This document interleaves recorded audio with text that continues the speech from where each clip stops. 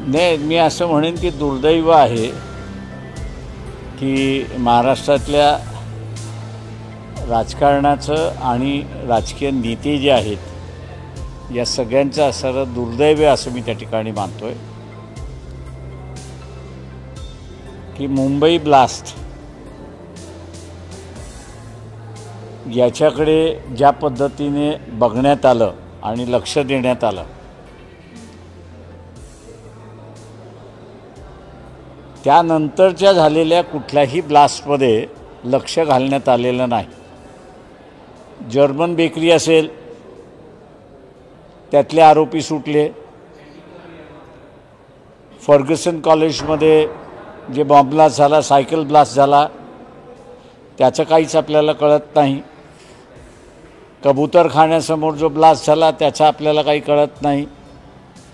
त्याच्याचबरोबर असणारा गिरगावमध्ये जो ब्लास्ट झाला त्याचा आपल्याला काही कळत नाही आहे. त्याच्यानंतर RSSच्या ऑफिसमध्ये बाजूलासुद्धा ब्लास्ट झालं, त्याच्यामध्ये असणारा 2 जण मारल्या गेली एवढंच फक्त कळलं. त्याच्या पलीकडे काय झालं असं कळत नाही आहे. ह्या सगळ्या ब्लास्टच्या पाठीमागे न शोधण्याचं कारण जे आहे हे मला वाटतं विरोधी पक्षाने सत्ताधारी पक्षाला त्या ठिकाणी विचारलं पाहिजे. आणि प्रत्येक वेळेस जी SIT आहे ही SIT फेल्युअर का होते याची कारणंसुद्धा त्या ठिकाणी तपासली पाहिजेत. हायकोर्टाने अक्षरशः वाभाडे काढलेले आहेत. आता सुप्रीम कोर्ट काय करतं ते बघणं त्याच्यातलं महत्त्वाचं आहे. परंतु कोर्टाने सुद्धा स्टे आम्ही दिला तर त्याचा परिणाम काय होऊ शकतो हे लक्षात घेता त्यांनी त्यांचा निर्णय याच केसपुरता मर्यादित केला अशी असणारी परिस्थिती आहे. तर हे मी असं म्हणेन की या सरकारचं पूर्णपणे फेल्युअर आहे असं मी त्या ठिकाणी मानतो आहे. मधल्या काळामध्ये काँग्रेस राष्ट्रवादीचं सरकार या राज्यात होतं. आता सरकार बदलली, बरेचसे नेते तेच आता सत्तेत आहेत. ते एकमेकांवरती आरोप करताना पाहिजे ते आरोप करतानाच पाहायला मिळतात आहेत. माझं असं म्हणणं आहे की जी SIT होती आणि जी पोलीस ऑफिसर्स होते की ज्यांच्याकडून व्यवस्थित इन्क्वायरी झाली नाही किंवा एव्हिडन्स गोळा करण्यामध्ये कमतरता झाली किंवा कुणातरी सोम्यागोम्याला पकडा आणि त्याला आरोपी करा असं झालेलं आहे का याची मला वाटतं असणारा चौकशी झाली पाहिजे. आणि ती पोलिसांनी केलेली चौकशी नाही तर ती मला वाटतं रेग्युलर हायकोर्टामध्ये कोर्ट प्रोसिडिंग जशी चालते त्या पद्धतीने त्या ठिकाणी चालली तर त्याची योग्यता मी असं मानेन आणि विश्वासार्हता मी त्या ठिकाणी मानेन की व्यवस्थित चालेल. नाही तर मी आता जसं सोमनाथ सूर्यवंशीची मॅटर लढतो आहे, जे काही एव्हिडन्स सरकारी पोलीस अधिकाऱ्यांनी कलेक्ट केलेले आहेत ते असे एव्हिडन्स कलेक्ट केलेले आहेत की त्याला हार्ट अटॅक आला असाच एव्हिडन्स गोळा करायला सुरुवात केला आहे. जेव्हा मेडिकल रिपोर्ट असं म्हणतं आहे की death is due to shock.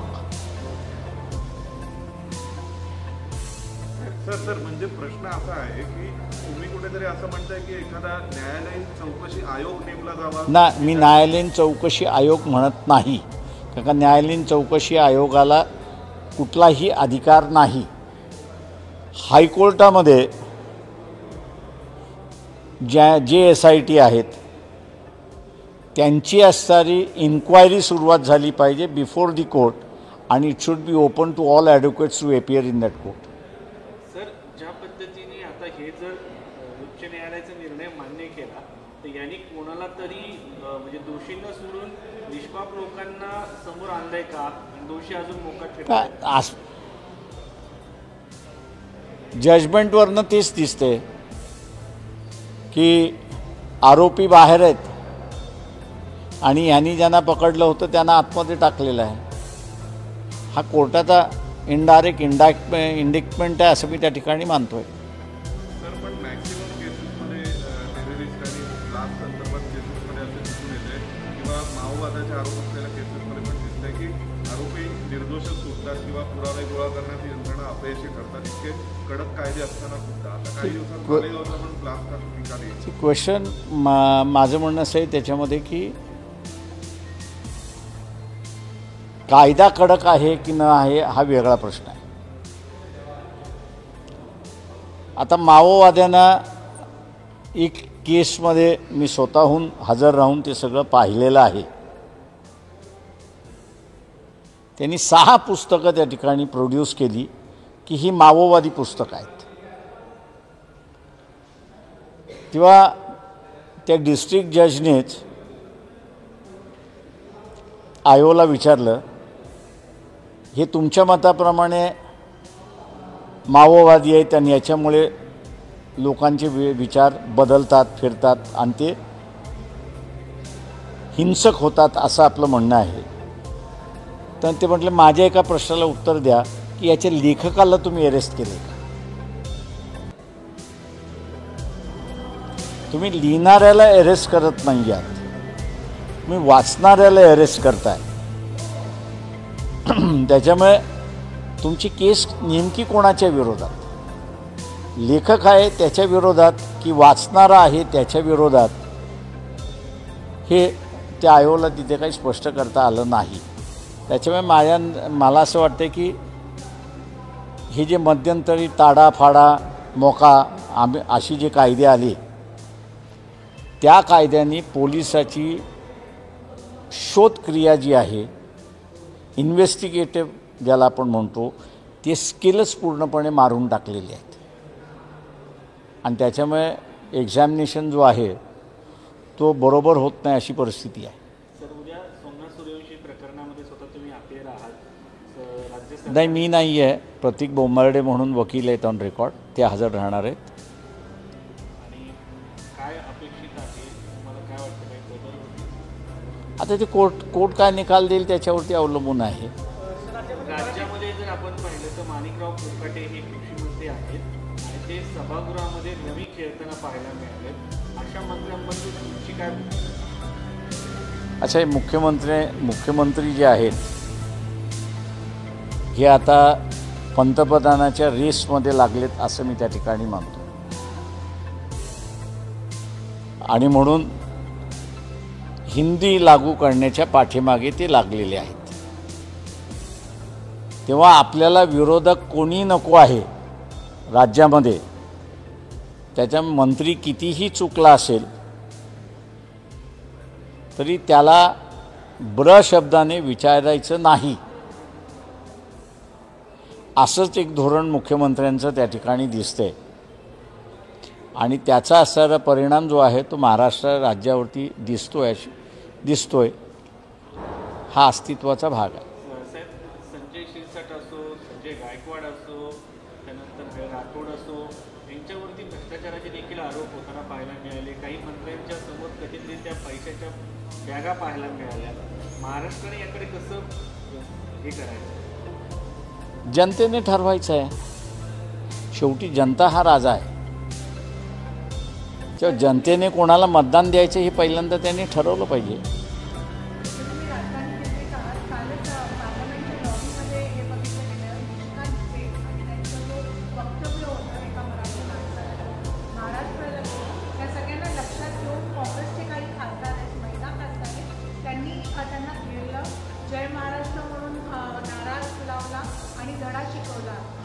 जाब विचारला की तुम्ही संविधानाच्या विरुद्ध अशा पद्धतीने वक्तव्य केलं.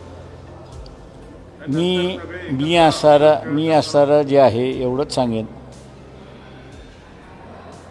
की जी काही वॉर्निंग्स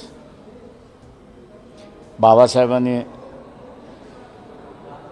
25-26 नोव्हेंबरला दिली त्याच्यामध्ये त्यांनी असं एक वॉर्निंग ती ही दिली होती की भाषा म्हणजे लँग्वेज इज अ लेटंट नेशन. तिला जागृत करण्याचा कधी प्रयत्न करू नका.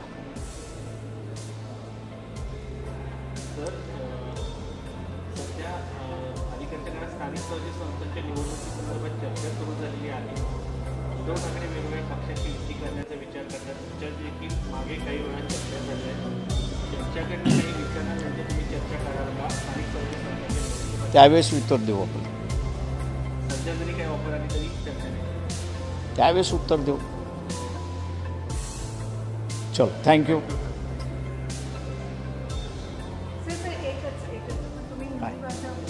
ॲक्च्युली मुंबई अहमदाबाद या महामार्गावर आपण बघतो की पालघर आणि त्या एरियामध्ये सगळ्या ज्या पाटी आहेत त्या सगळ्या गुजराती भाषेमध्ये आहेत. तुम्ही त्याला कसं हे बघतात, कारण की महाराष्ट्रामध्ये असून पाटी गुजराती आहे. लोक सांगतात की आम्ही गुजरातमध्ये आलो आहे, याचा कुठे ना कुठे एक अंदाज आहे. ते प्रश्न असा आहे त्याच्यामध्ये की आपल्याला थोडासा इतिहास बघावा लागेल. तिथला सगळा जो आदिवासी आहे, या आदिवासी जो आहे त्याची जी काही बोलीभाषा आहे त्या बोलीभाषेचा गुजराती हा बेस आहे. त्याच्यामुळे त्या फार जुन्या पाट्या आहेत. तसं मला पालघरला मी अगोदरही गेलो होतो, म्हणजे 70 सालीही गेलो होतो. त्यावेळेस तिथे पाट्या गुजरातीमध्ये होत्या. त्याच्यामुळे मला त्याच्यातलं काही नवीन नाही वाटत आहे. आता ज्याला राजकारण भाषेच्या नावावर करायचं आहे त्यांनी करावं.